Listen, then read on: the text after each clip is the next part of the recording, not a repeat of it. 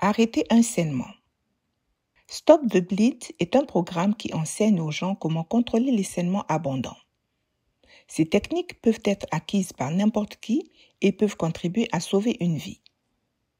À la fin de cette vidéo, vous devrez être en mesure d'identifier un saignement, réagir à l'urgence en toute sécurité et arrêter le saignement. Les urgences hémorragiques peuvent survenir n'importe où, qu'il s'agisse d'un accident de cuisine, d'un accident du travail ou d'un accident de voiture.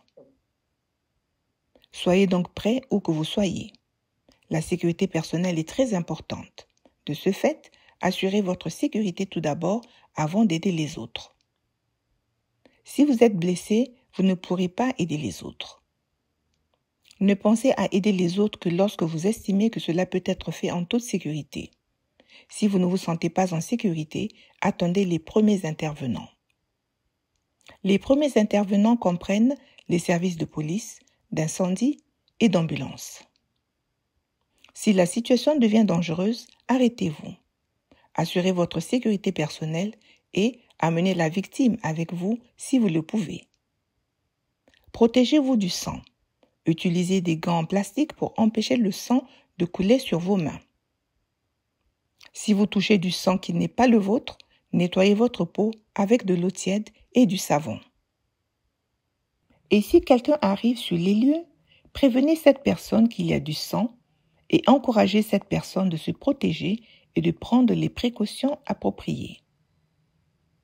Le personnel de santé peut vous informer sur les mesures à suivre pour éviter que vous ne vous contaminiez et tombiez malade à cause du sang.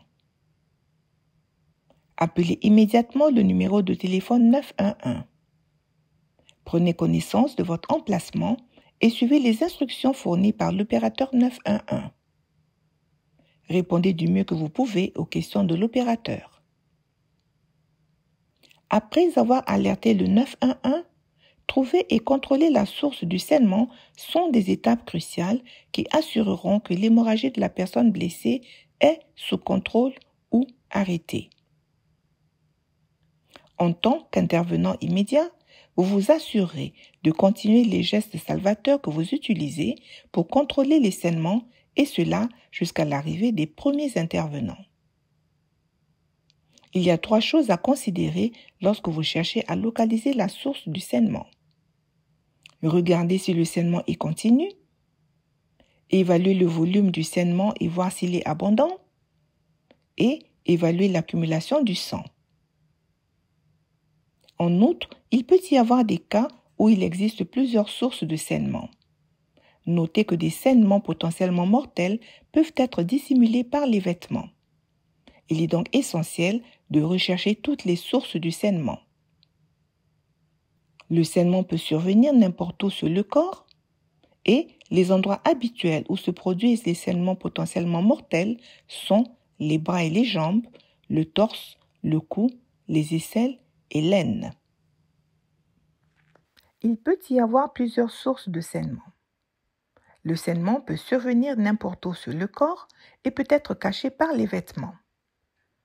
Vous devrez donc peut-être toucher la victime, la retourner ou retirer ses vêtements pour détecter des zones de saignement.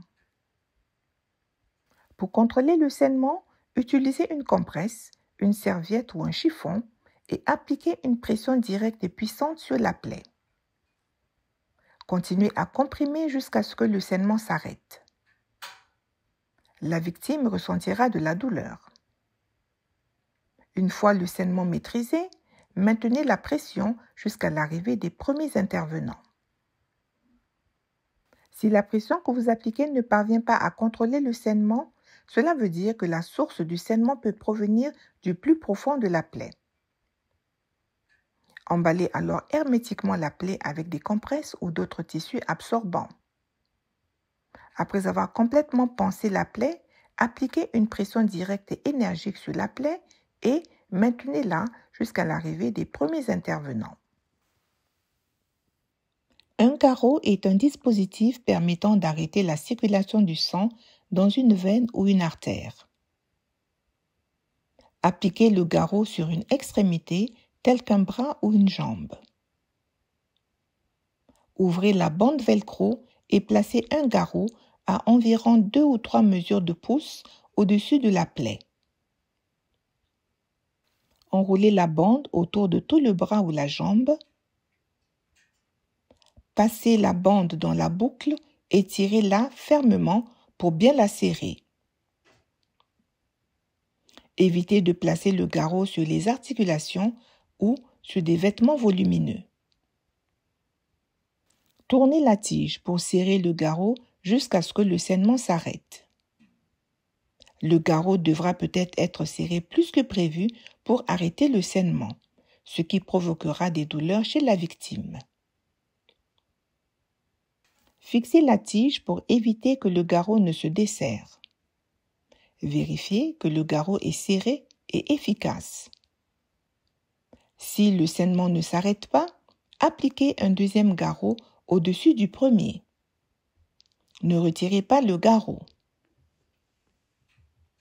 Les garrots peuvent être appliqués sur tous les membres représentés en bleu.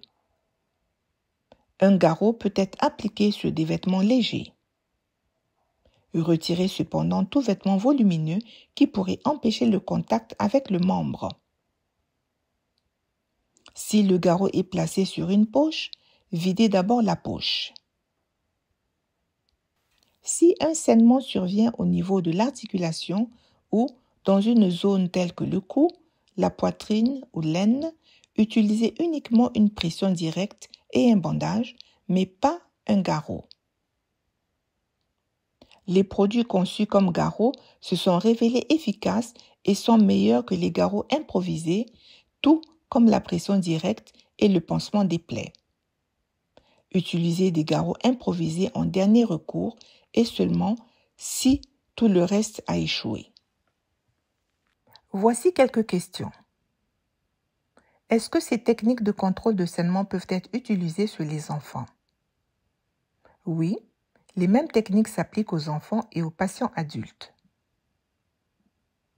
Que dois-je faire en cas d'objet empalé sur le corps, comme un couteau par exemple? Ne retirez pas l'objet empalé. Utilisez des compresses pour stabiliser l'objet et appliquez une pression directe autour de la plaie tout en veillant à ne pas appuyer sur l'objet empalé. Peut-on perdre un bras ou une jambe à cause d'un garrot? Il est plus probable qu'une personne saigne à mort si le garrot n'est pas utilisé, plutôt que de perdre un membre. Et si c'est le cas, il faut des heures de port d'un garrot avant qu'un membre ne soit endommagé. La douleur est-elle attendue? Oui, le contrôle du saignement est douloureux, sauf si le patient est en état de choc. Si le patient est conscient, vous devez l'avertir qu'il doit s'attendre à avoir mal. Est-ce que ce cours me donne droit à un certificat de complétion? Ce tutoriel en ligne est uniquement à titre informatif. Si vous souhaitez un certificat prouvant que vous connaissez ces techniques, des cours en personne vous permettant de mettre en pratique les compétences en matière de contrôle des saignements sont disponibles. Si votre communauté n'offre pas de formation Stop the Bleed, vous pouvez demander un cours auprès des ressources locales. Veuillez nous faire savoir si vous aurez besoin d'un interprète pendant les cours, car de nombreux prestataires ont accès à une interprétation en personne ou par téléphone. Où puis-je en savoir plus sur ce cours? Un site web pour le programme Stop the Bleed est disponible ici. Les traductions vous sont proposées par le Vermont Medical Reserve Corps Program et Vermont Language Justice Project. Le financement du projet est assuré par MRC Strong.